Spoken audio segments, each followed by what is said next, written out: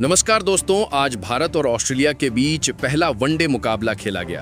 पहले ही वनडे मुकाबले में मिला भारतीय टीम को शर्मनाक हार। रोहित शर्मा मात्र 8 रन बनाए और विराट कोहली 0 पर आउट। मतलब भारतीय टीम के कोई भी बल्लेबाज आज ऑस्ट्रेलिया के सामने नहीं टिक पाए।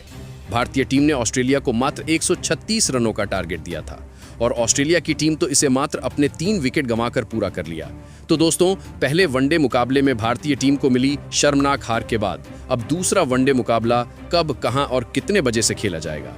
लेकिन पहले वनडे मुकाबले में भारतीय टीम के बल्लेबाजों ने भारतीय फैंस को काफी निराश किया है। इसीलिए दोस्तों, दूसरे वनडे महामुकाबला के लिए भारतीय टीम में 3 से 4 बड़े चौंकाने वाले बदलाव हुए हैं और अब रोहित और विराट को पतली गली का रास्ता दिखा दिया गया है। क्योंकि दोस्तों, अब अपनी जोड़ी में हो गए हैं बड़े बदलाव। अब युवा अभिषेक शर्मा की हो गई है टीम में वापसी। दूसरे वनडे महामुकाबला के लिए क्या रहेगी भारतीय टीम? अगर आप भी चाहते हैं भारतीय टीम दूसरे वनडे मुकाबले में वापसी करें तो इस वीडियो को दिल से एक लाइक जरूर दीजिएगा। भारत और ऑस्ट्रेलिया के बीच दूसरा वनडे महामुकाबला 23 अक्टूबर को खेला जाएगा। यह रोमांचक भिड़ंत भारतीय समयानुसार सुबह 9:30 पर शुरू होगी। इस मैच में होगी असली टक्कर बल्ले और गेंद की, जहां दोनों टीमें जीत के लिए पूरा जोर लगाएंगी। आप इस मुकाबले को लाइव देख सकते हैं स्टार स्पोर्ट्स नेटवर्क और जियो सिनेमा पर, वो भी फ्री में। तैयार रहिए दोस्तों, क्योंकि 23 अक्टूबर को मैदान पर होगा जोश, जुनून और जंग का महासंग्राम, इंडिया बनाम ऑस्ट्रेलिया। लेकिन उससे पहले आज का दिन भारतीय बल्लेबाजों के लिए किसी बुरे सपने से कम नहीं रहा। ऑस्ट्रेलिया के कंगारू गेंदबाजों ने भारतीय बल्लेबाजी क्रम को तहस नहस कर दिया। रोहित शर्मा, शुभमन गिल, विराट कोहली जैसे बड़े नाम भी आज बेबस नजर आए। शुरुआती ओवरों में ही ऑस्ट्रेलियाई पेसर मिचेल स्टार्क और पैट कमिंस ने ऐसी सटीक गेंदबाजी की कि भारतीय बल्लेबाजों के पास कोई जवाब नहीं था। हर एक बॉल पर कंगारू गेंदबाजों की धार दिखाई दी और भारतीय बल्लेबाजी एक एक करके ढहती चली गई। मिडिल ऑर्डर में भी कोई खिलाड़ी टिककर रन नहीं बना पाया। श्रेयस अय्यर और केएल राहुल जैसे अनुभवी बल्लेबाज भी जल्दी पवेलियन लौट गए। निचले क्रम में भी उम्मीदें टूट गईं और पूरी टीम औसत से कम स्कोर पर सिमट गई। यही वजह है कि अब टीम मैनेजमेंट को बदलाव करना बेहद जरूरी है। अगले मुकाबले से पहले सही कॉम्बिनेशन बनाना होगा ताकि वनडे सीरीज में वापसी कर टीम इंडिया अपने पुराने फॉर्म में लौट सके। क्योंकि यह सीरीज सिर्फ जीतने की नहीं, बल्कि भारतीय क्रिकेट के आत्मविश्वास को वापस लाने की लड़ाई है। पहले वनडे मुकाबले में भारतीय कप्तान रोहित शर्मा से सभी को बड़ी उम्मीदें थीं, लेकिन उनका प्रदर्शन बेहद निराशाजनक रहा। पिच पर रन बनाने के लिए जूझते हुए रोहित शर्मा एक बार फिर शुरुआती झटके में ही पवेलियन लौट गए। वहीं शुभमन गिल भी अपनी लय नहीं पा सके, जिसके चलते टीम इंडिया को मजबूरन अपनी ओपनिंग जोड़ी में बदलाव करना पड़ा है। और यही है दूसरे वनडे मुकाबले का पहला बड़ा फैसला। रोहित शर्मा को ओपनिंग से हटा दिया गया है और उनकी जगह अब टीम में एक नया लेकिन विस्फोटक नाम शामिल किया गया है, अभिषेक शर्मा ने घरेलू क्रिकेट और आईपीएल में अपने दमदार प्रदर्शन से चयनकर्ताओं को प्रभावित किया है। लेफ्ट हैंड ओपनर होने के नाते वो नई गेंद को शॉट्स में तब्दील करने की क्षमता रखते हैं और शुरुआती ओवरों में विपक्षी गेंदबाजों पर दबाव बना सकते हैं।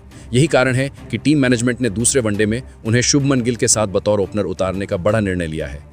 रोहित शर्मा अब इस मैच में केवल कप्तानी संभालते नजर आएंगे और टीम को मध्यम क्रम में स्थिरता देने की भूमिका निभाएंगे। ये रणनीति इस बार पूरी तरह से संतुलन बनाने पर केंद्रित है ताकि भारतीय टीम की बल्लेबाजी शुरुआत से ही मजबूत नींव रख सके। भारतीय फैंस अब इस नए ओपनिंग कॉम्बिनेशन गिल और अभिषेक शर्मा से बड़ी उम्मीदें लगाए बैठे हैं, क्योंकि यही जोड़ी टीम इंडिया के लिए डे सीरीज जीत की कुंजी साबित हो सकती है। दूसरे वनडे मुकाबले के लिए भारतीय टीम ने बड़ा बदलाव करते हुए गिल और अभिषेक शर्मा को ओपनिंग की जिम्मेदारी सौंपी है। यह जोड़ी न केवल नई है बल्कि ऊर्जा और जोश से भरपूर भी है। पहले वनडे में टीम इंडिया को जिस तरह की सटीक गेंदबाजी का सामना करना पड़ा, उससे निश्चित है कि अभिषेक के आने से टीम को मध्यम क्रम में शर्मनाक हार झेलनी पड़ी। उसने पूरे देश को निराश कर दिया था। रोहित शर्मा और विराट कोहली जैसे दिग्गजों के बल्ले से रन नहीं निकले, वहीं गेंदबाज भी ऑस्ट्रेलियाई बल्लेबाजों को रोकने में नाकाम रहे। अब दूसरे वनडे में गिल और अभिषेक शर्मा जैसे युवा खिलाड़ी मैदान पर उतरने को तैयार हैं और ये जोड़ी कंगारू गेंदबाजों को करारा जवाब देने का दम रखती है। अभिषेक शर्मा की आक्रामक बल्लेबाजी और गिल की क्लासिक टाइमिंग मिलकर ऑस्ट्रेलिया के गेंदबाजों पर भारी पड़ सकती है। भारतीय टीम का लक्ष्य इस बार न सिर्फ जीत दर्ज करना है, बल्कि पहले मुकाबले की हार का बदला भी लेना है। ये मैच साबित करेगा कि युवा जोश किस तरह से अनुभव को भी मात दे सकता है। वहीं दोस्तों, तीसरे नंबर पर यशस्वी जायसवाल खेलते हुए नजर आ रहे हैं और ये अपने आप में भारतीय टीम के लिए एक बड़ा प्लस पॉइंट है।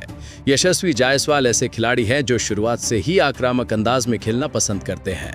जब वो क्रीज पर उतरते हैं तो विपक्षी गेंदबाजों के माथे पर पसीना आना तय होता है।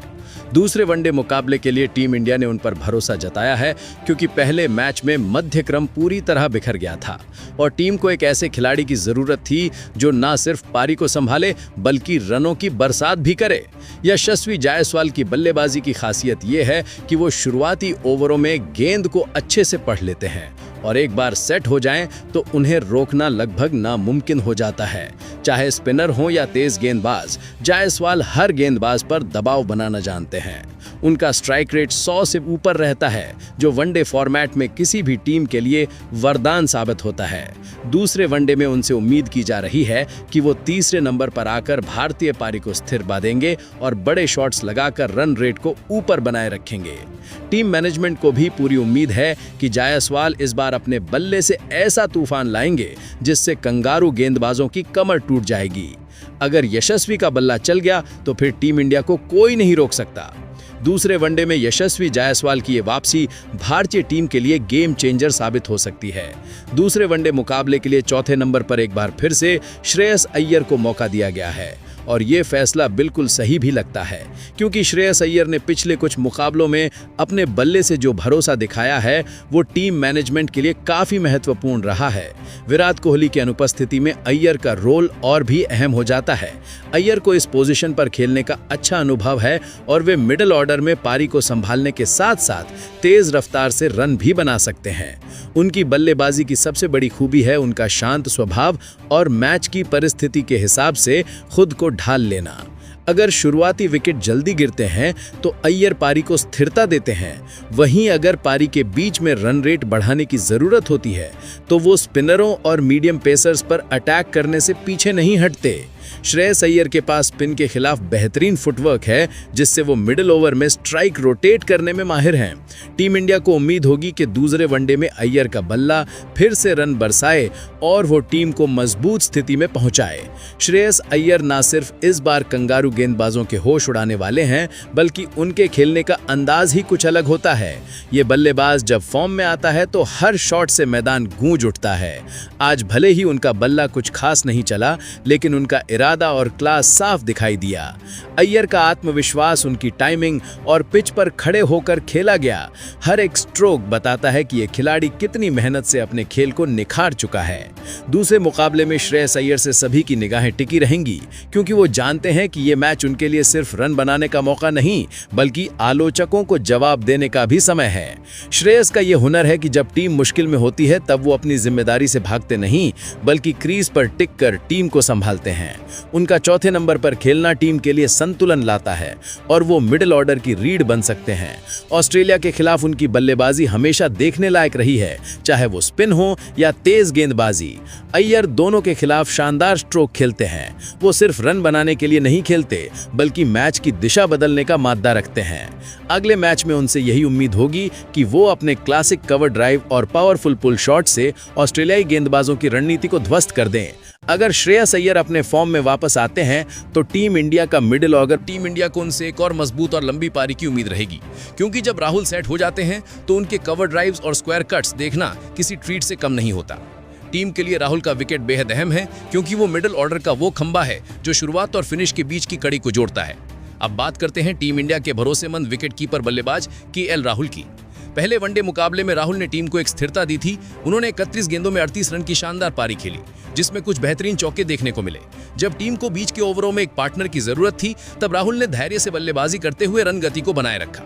भले ही वो अपनी पारी को बहुत बड़ा स्कोर में तब्दील नहीं कर पाए, लेकिन उनका इरादा और लय दोनों ही बेहतरीन दिखे।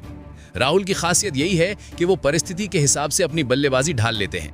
अगर टीम को रोटेशन चाहिए तो स्ट्राइक घुमाते हैं, और अगर तेजी चाहिए तो शॉट्स निकालने से हिचकिचाते नहीं। दूसरे वनडे में टीम इंडिया को उनसे एक और मजबूत और लंबी पारी की उम्मीद रहेगी, क्योंकि जब राहुल सेट हो जाते हैं तो उनके कवर ड्राइव्स और स्क्वायर कट्स देखना किसी ट्रीट से कम नहीं होता। टीम के लिए राहुल का विकेट बेहद अहम है, क्योंकि वो मिडिल ऑर्डर का वो खंबा है जो शुरुआत और फिनिश के बीच की कड़ी को जोड़ता है। अब बात करते हैं टीम इंडिया के भरोसेमंद ऑलराउंडर अक्षर पटेल की, जिन्होंने पहले वनडे मुकाबले में बेहतरीन बल्लेबाजी करते हुए टीम को एक मजबूत स्थिति में लाने की कोशिश की। अक्षर ने 38 गेंदों में 31 रन बनाए, जिसमें 3 शानदार चौके शामिल थे। जब टीम के टॉप ऑर्डर बल्लेबाज जल्दी आउट होकर पवेलियन लौट गए, तब अक्षर ने जिम्मेदारी उठाई और धैर्य के साथ रन जोड़े। उन्होंने गेंद को बखूबी पढ़ा और हर मौके पर स्मार्ट क्रिकेट खेली। हालांकि वो अपनी पारी को बड़ी इनिंग में नहीं बदल पाए, लेकिन उन्होंने ये साबित किया कि वो निचले क्रम में एक भरोसेमंद बल्लेबाज हैं। अक्षर पटेल की असली ताकत उनके ऑलराउंड प्रदर्शन में झलकती है। बल्लेबाजी में वो टीम के लिए सेफ्टी वॉल्व की तरह काम करते हैं, वहीं गेंदबाजी में अपनी सटीक लाइन लेंथ से रन रोकते हैं और विपक्षी बल्लेबाजों को परेशान करते हैं। दूसरे वनडे में अक्सर से उम्मीद रहेगी कि वो एक बार फिर बल्ले और गेंद दोनों से चमक दिखाएं। अगर ऊपर के बल्लेबाज जल्दी आउट हो जाएं तो अक्सर की पारी टीम को स्थिरता दे सकती है और अगर हालात आसान हो तो वही तेजी से रन जोड़कर स्कोर बोर्ड को आगे बढ़ा सकते हैं। इसके बाद दोस्तों बात करें नंबर 7 खिलाड़ी की, तो यहाँ मैदान में उतरेंगे टीम इंडिया के युवा और उभरते हुए ऑलराउंडर नीतीश कुमार रेड्डी। पहले वनडे मुकाबले में भले ही टीम का स्कोर बड़ा ना रहा हो, लेकिन नीतीश कुमार रेड्डी ने अपने छोटे से इनिंग में दमदार प्रदर्शन दिखाए। उन्होंने सिर्फ 11 गेंदों में नाबाद 19 रन बनाए, जिसमें 2 शानदार छक्के शामिल थे। आखिर ओवरों में उन्होंने जिस आत्मविश्वास के साथ गेंद को मिड विकेट और लॉन्ग ऑन की दिशा में भेजा, उससे साफ पता चलता है कि इस युवा खिलाड़ी में भविष्य के लिए कितना पोटेंशियल है। नीतीश कुमार रेड्डी की बल्लेबाजी में एक खास बात है, वो स्थिति देखकर खेलते हैं। अगर टीम को टिक कर रन चाहिए तो वो समझदारी से खेलते हैं और अगर मैच में तेजी लाने की जरूरत हो तो आक्रामक मोड में चले जाते हैं। इसके साथ ही वो गेंद से भी उपयोगी साबित हो सकते हैं, क्योंकि उनके पास परिस्थिति के अनुसार गेंद का रंग बदलने का गुण है। दूसरे वनडे में नीतीश कुमार से उम्मीद रहेगी कि वो टीम के लिए निचले क्रम में ही एक खंबे की तरह काम करें और आखिर के ओवरों में तेजी से रन जोड़ मीडियम पेस बॉलिंग का विकल्प है जो टीम के लिए बैलेंस बनाए रखता है। दूसरे वनडे में उनसे उम्मीद यही रहेगी कि वो अपने पहले मैच की लय को बरकरार रखें और अगर मौका मिले तो बल्ले से और भी बड़ा योगदान दें। अब दोस्तों बात करते हैं टीम इंडिया के नंबर 8 खिलाड़ी वॉशिंगटन सुंदर की। पहले वनडे मुकाबले में सुंदर को टीम में मौका दिया गया था, जहां उन्होंने बल्ले और गेंद दोनों से योगदान देने की कोशिश की। बल्लेबाजी में उन्होंने 10 गेंदों पर 10 रन बनाए, जिसमें एक शानदार चौका भी शामिल था। भले ही ये पारी छोटे थी, लेकिन इसने दिखाया कि वो निचले क्रम में तेज रन बनाने की क्षमता रखते हैं। गेंदबाजी की बात करें तो वॉशिंगटन सुंदर हमेशा अपनी सटीक लाइन लेंथ और किफायती गेंदबाजी के लिए जाने जाते हैं। हालांकि पहले वनडे में उन्हें ज्यादा मौका नहीं मिला, लेकिन जब भी गेंद उनके हाथ में आती है तो वो बल्लेबाजों को रोकने और दबाव बनाने में माहिर हैं। वॉशिंगटन सुंदर के पास वो शांत दिमाग और समझदारी है जो किसी भी मुश्किल हालात में टीम को संतुलन दे सकती है। अगर वो अपनी लय में आए तो टीम इंडिया को एक शानदार ऑलराउंड प्रदर्शन देखने को मिल सकता है। उम्मीद करते हैं दूसरे वनडे में वॉशिंगटन सुंदर अपनी गेंद और बल्ले दोनों से कमाल का प्रदर्शन करेंगे और भारतीय टीम को जीत दिलाने में अपनी महत्वपूर्ण भूमिका निभाएंगे। अब दोस्तों बात करते हैं नंबर 9 खिलाड़ी की, जहां टीम इंडिया ने दूसरे वनडे के लिए एक बड़ा और अहम बदलाव किया है। पहले वनडे मुकाबले में हर्षित राणा को मौका मिला था, लेकिन वह कुछ खास प्रभाव नहीं छोड़ पाए। उन्होंने बल्ले से सिर्फ 1 रन बनाया और गेंदबाजी में भी अपनी लय हासिल नहीं कर सके। इसी वजह से टीम मैनेजमेंट ने इस बार उनकी जगह टीम में एक बड़ा नाम वापस लाने का फैसला किया है और वो है कुलदीप यादव। कुलदीप यादव की वापसी टीम इंडिया के लिए एक शानदार संकेत है। ये बाएं हाथ के चाइनामैन स्पिनर अपनी स्पिन, फ्लाइट और टर्न से किसी भी बल्लेबाज को चकमा देने की क्षमता रखते हैं। हाल के दिनों में कुलदीप जबरदस्त फॉर्म में रहे हैं, चाहे वो घरेलू क्रिकेट हो या अंतर्राष्ट्रीय स्तर पर उनके हालिया प्रदर्शन। उन्होंने हर मौके पर साबित किया है कि वो मिडिल ओवर्स में विकेट निकालने वाले भारत के सबसे भरोसेमंद गेंदबाज हैं। उनकी गेंदों में वो जादू है जो मैच को एकदम पलट सकता है। खासकर ऑस्ट्रेलिया जैसे मजबूत बल्लेबाजी क्रम के खिलाफ कुलदीप का रोल बेहद अहम रहने वाला है। वो न सिर्फ रन रोकने में सक्षम है, बल्कि लगातार बल्लेबाजों को दबाव में लाने का काम भी करते हैं। दूसरे वनडे में टीम इंडिया उनसे उम्मीद करेगी कि वो अपने अनुभव और चतुराई का पूरा इस्तेमाल करें और ऑस्ट्रेलिया के बल्लेबाजों पर शिकंजा कसें। अब दोस्तों बात करते हैं टीम इंडिया के तेज तर्रार गेंदबाजों की। नंबर 10 पर शामिल है मोहम्मद सिराज और नंबर 11 पर उतरेंगे अर्शदीप सिंह। ये दोनों खिलाड़ी अपनी रफ्तार और सटीक लाइन लेंथ के दम पर किसी भी बल्लेबाजी क्रम को हिला सकते हैं। पहले वनडे में मोहम्मद सिराज ने नई गेंद से शानदार शुरुआत की थी। भले ही उन्हें ज्यादा विकेट न मिले हों, लेकिन उनकी स्विंग और लगातार सही एरिया में गेंदबाजी ने ऑस्ट्रेलियाई बल्लेबाजों को परेशान किया। सिराज की सबसे बड़ी खूबी यही है कि वो शुरुआती ओवरों में गेंद को दोनों दिशाओं में स्विंग करा सकते हैं और अगर पिच से थोड़ी भी मदद मिले तो किसी भी बल्लेबाज के लिए मुश्किलें बढ़ जाती हैं। अब बात करें अर्शदीप सिंह की, तो ये युवा तेज गेंदबाज अपनी स्पीड और आक्रामक रवैये के लिए जाने जाते हैं। पहले वनडे में उन्होंने बेहतरीन गेंदबाजी करते हुए अपनी क्षमता का परिचय दिया था। उनकी बाउंसर और यॉर्कर डिलीवरी ने कंगारू बल्लेबाजों को रक्षात्मक मुद्रा में आने पर मजबूर कर दिया था। अब दूसरे वनडे में उनसे उम्मीद यही रहेगी कि वो उसी जोश और धार के साथ गेंदबाजी करें और शुरुआती ओवरों में ही विपक्षी टीम को झटका दें। सिराज और अर्शदीप की जोड़ी टीम इंडिया के लिए घातक साबित हो सकती है, क्योंकि एक तरफ सिराज अपनी स्विंग और नियंत्रण से बल्लेबाजों को बांधते हैं तो दूसरी तरफ अर्शदीप अपनी रफ्तार और आक्रामकता से दबाव बढ़ाते हैं। अगर दोनों ने अपनी लय पकड़ ली तो ऑस्ट्रेलियाई बल्लेबाजों के लिए रन बनाना आसान नहीं होगा। दूसरे वनडे में भारतीय फैंस को इन दोनों गेंदबाजों से बहुत उम्मीदें होंगी और अगर ये जोड़ी अपने कमाल पर आ गई तो कंगारुओं की धज्जियां उड़ाना बस कहावत नहीं, हकीकत बन जाएगी।